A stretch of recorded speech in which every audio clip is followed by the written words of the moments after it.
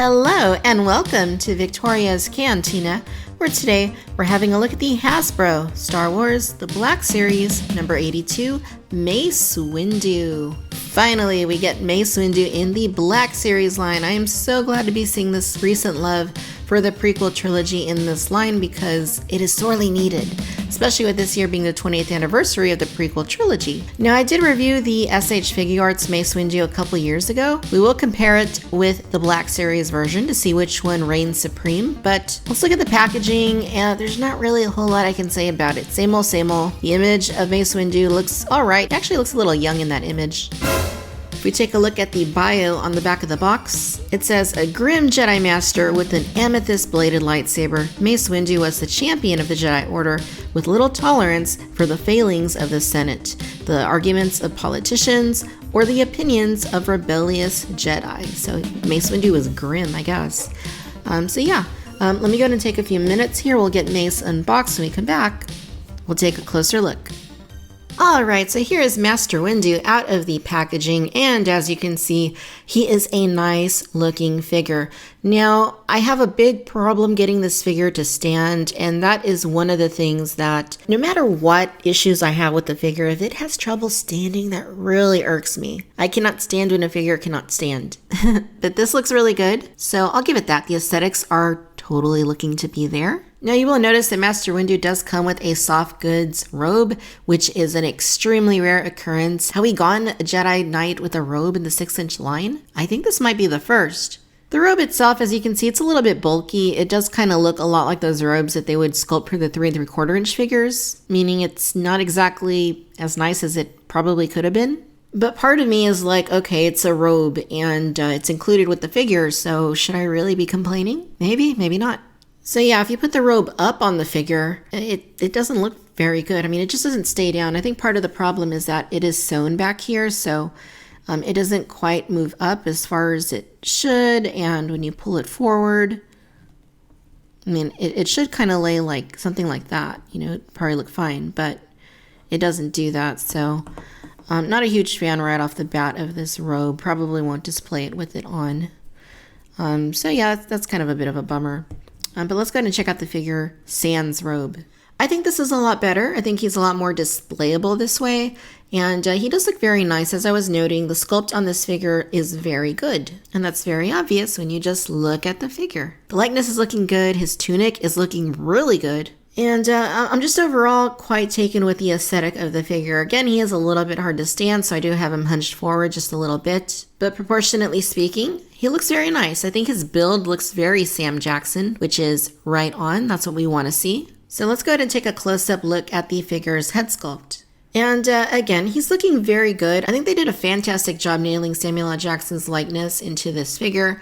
I do think this looks like a little bit of a younger Mace Windu, maybe like around the Phantom Menace, maybe a little bit before that, because his skin is very smooth. You're not really seeing any wrinkles here. So for the most part, it does look good. He just looks a little bit youthful. I also see that there's like this like weird, I don't know, line across his head, across the dome. And I'm going to try and rub that off real quick and see if that comes off. And that really didn't help that much, if at all. You can still see that really unsightly line right there. So these figures from the factory, a lot of the time, the factory puts a little bit of lubrication around the joints. That way they don't, get too stiff and you can still pose them. Because with some companies, they don't do that and the joints have a tendency to be painted stuck. So it's kind of a good thing that it's there, but unfortunately it does kind of get on the figure sometimes and then you have to clean them off.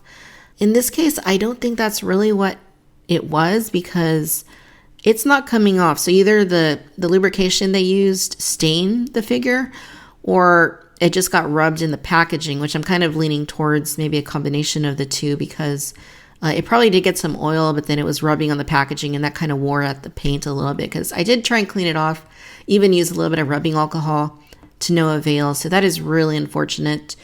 And obviously, that does affect the aesthetics of the figure to an extent. So I might try and get a different one, another sample to replace this with. But we're talking about likeness, and I mean, it's totally there. This is definitely Mace Windu. It's definitely Samuel L. Jackson.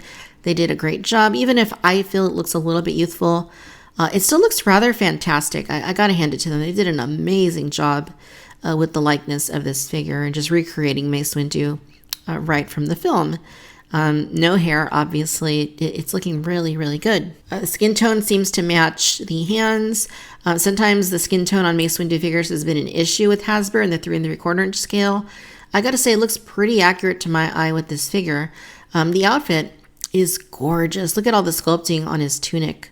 That looks so, so good. I'm actually really impressed with this because in the past, Hasbro hasn't really done a great job sculpting, these outer robes. In this case, they really did a really nice job. There's a lot of fine lines, and it really does look like cloth. This is really exceptional for a Hasbro figure. The sleeves look pretty good as well. You can see that here at the ends, they kind of just jump back a little bit. So I do notice the arms don't quite seem to go down all the way. They kind of still stick out a little bit. I wish they went down a little bit more, but they just don't seem to go any lower than that. The belt looks really nice. There's a lot of nice details you can see there. Look at the paint on that. They're really upping their game here with those details. No, they didn't paint the little rivets and stuff there, but not a big deal. The pants, Mace Windu, of course, has white pants, and they recreated that nicely. His boots look good, and they're also nicely done as well. And there's the bottom. So as far as articulation goes, Mace has looks like he's got a dumbbell joint. Yeah, at the top of the head, you see there's a ball pin, and then at the bottom, you also have a ball pin. So you're going to get really nice movement. It's actually borderline loose. It's not like fumbling around or anything, but it isn't very stiff. There's a butterfly joint in here. You can see that going back and forth. And you have your typical insert molded joints there that enable usual movement. I'm not quite sure how far this butterfly joint really enables you to go. You can see that the robe is pliable, or the tunic is pliable, but it still has quite a bit of resistance to it. So I'm not really sure if that really nice jointing there really has any true benefit. Same thing here at the elbows. Those are actually pretty stiff, and you get a little bit more than 90 degrees, so that is pretty cool. Here at the wrists, the left one rotate, goes forward and back, and then the right go forward and back as well. So that is nice. Nice ball joint movement up here at the torso. Look at that. Looks like he's getting down. And then here at the hips, you can do almost a full split. Master Windu's been practicing his yoga with Yoda, maybe. And his hips do move forward. They're a little restricted by the tunic, but not terribly so. You do get some pretty decent movement there. Now these joints, they seem similar to the ones that maybe were on Padme, which I did have a little bit of frustration with because I couldn't move them all the way out. And that seems to be the case here as well, despite the fact that he does have his tunic. Once you get that out of the way, they don't kick forward all the way. Well, I guess they can if you angle them right, but yeah, it's not as bad as I thought it might be. You can rotate both of the thighs. You have double bends here at the knees. And again, hard to appreciate the full range of movement because of, his tunic there. And then here at the ankles, you can move them down, you can move them up, and then you can pivot them back and forth. So overall, the figure is pretty nicely articulated. I do want to note that part of the reason the figure is hard to stand is because of these joints. It only goes up so much. And if you're trying to put it on the shelf so that it can maybe lean a little bit to compensate for the cloak or whatever, it's not going to go more than neutral, essentially. So that is a little bit irritating. All right, so let's go ahead and talk the lightsaber that Mace comes with. So this is a 2-piece lightsaber, so it does disconnect right here at the hilt. And you can see it's really on there. There we go. Yeah, I don't really like when they do this. I always appreciate when they actually pack in an extra hilt, because something like this, it feels like I am going to break that one of these days. Look how tiny that peg is. Wow. So here's the hilt, and the hilt actually looks okay. I'm a little disappointed in it, and I'll explain why. On the surface, it is sculpted very nicely, but you can see these little black grips are not painted correctly, so it looks kind of a mess. The sculpt is certainly there, and they kind of went halfway with the paint, but these little sections there should be gold. They didn't paint them. The lines aren't very clean. So yeah, I mean, I think that's one area where SH Figure Arts will almost always surpass Black Series is with the paint, like on the lightsaber hilts, and not just that, the sculpting on weapons on SH Figure Arts are very crisp, and that's not quite something that Hasbro has accomplished with the weapons on Black Series. They've gotten better, but they're just not completely there yet. You can also see that the lightsaber blade itself isn't perfectly straight. I think that's because it maybe warped a little bit in the packaging. Again, I wish Hasbro would work on packing lightsabers and accessories a little bit better. That way this did not happen, because it's super infuriating when you have a Jedi with a crooked lightsaber. Just, ugh. And thankfully, Master Windu holds the lightsaber in both hands relatively easily. You don't have to put a lot of effort into getting that. Alright, so here is our comparison along with the SH Figure Arts Mace Windu. I'm going to say the same thing I said with the Padme Amidala figures, and that is that the Figure Arts figures tend to get the edge in terms of realism. The Black Series, as nice as it is, still comes across as a plastic toy. Whereas you look at the Bandai figure and you can clearly see that there is a lot of detailing going on with the clothing, more realism going on with the head, less waxy looking paint on the figure's head. Now keep in mind that the Figure Arts Mace Windu actually had two heads that it came with. I think this is the more angry of the two looking heads. So you can see his brow is a little more furrowed. He looks a little bit more intense. Black Series, what they usually do is just give it a very neutral head sculpt, which is probably better in most cases than something very specific. But it does, to my eye, look quite a bit more lifeless than the Figure Arts version does. Of course, you don't have that nasty like line that you have on top of the figure's head, glue or oil or whatever it is that's scraping. Yeah, so which one's better? I mean, I kind of feel like the Figure Arts is better. You know, again, two heads that you get with this one.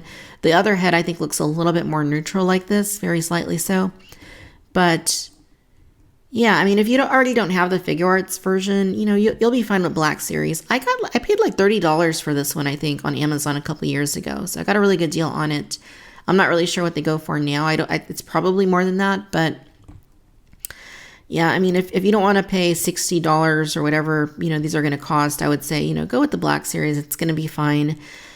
To me, it just still looks a little bit like a toy. Whereas when I look at the Figure Arts figure, I see more of a collector-oriented looking model of Mace Windu. The lightsabers, I also want to note real quick. You can see that the Black Series has a more purpley pink looking sort of blade. I actually like the blade color better than I do the Figure Arts. But when I was talking about the hilt, kind of missing some of the painted details earlier, SH Figure Arts version, actually, they didn't miss any of those details. You can see that it is painted very nicely. It is sculpted very nicely. So yeah, overall, I would give the edge to the Figure Arts figure, but I would say if you don't already have the Figure Arts figure and you just want a Mace Windu, you'll be okay going with the Black Series release. All right, my friends, so there you have it. This is the Hasbro Star Wars, the Black Series Mace Windu. Overall, you guys, I am pretty happy with the figure. I think that Mace Windu is a pretty important character from the prequel trilogy, and it is absolutely essential that he be made available in Black Series. Thankfully, Hasbro did that. It's still not a perfect release. I know a lot of people love this figure. I like it a lot. I'm not quite at the point where I can say that I love it. I just have too many small qualms with it. Mainly the issue with the head having that smearing on it. That shouldn't happen. It just doesn't look good. I am glad that they packed a robe with the figure, but the robe itself doesn't really conform to the figure's silhouette very well, so that is an issue for me. I also wish that the arms were able to be fitted a little more closely to his body rather than kind of stick out the way that they do. The lightsaber blade missing some of the painted details is a bit annoying, and the figure really should have had a lightsaber hilt that you could clip onto his belt. You can't do that because, first of all, there's no extra lightsaber hilt with a peg on it, and secondly, because there's no hole in his belt to plug that into. So there's definitely a lot of good here, but there are also some things that should have been handled a little bit better, a little bit of failure with the execution. But for the most part, Hasbro delivered. I think it's a very nice figure. It's not my favorite figure out of this wave, but it does check off a very needed mark on the list of figures we needed for Black Series. Alright my friends, I hope that you've enjoyed this video. Be sure to like, subscribe, let me know your thoughts about Mace Windu down below. What do you guys think? Be sure to follow on Facebook, Instagram, and Twitter. Subscribe to the Cantina Chatter podcast wherever you listen to podcasts. And a special thanks to my Cantina patrons over on Patreon. For more information on that, go ahead and click the link down below. As always, thank you for watching Victoria's Cantina. Until next time, bye-bye.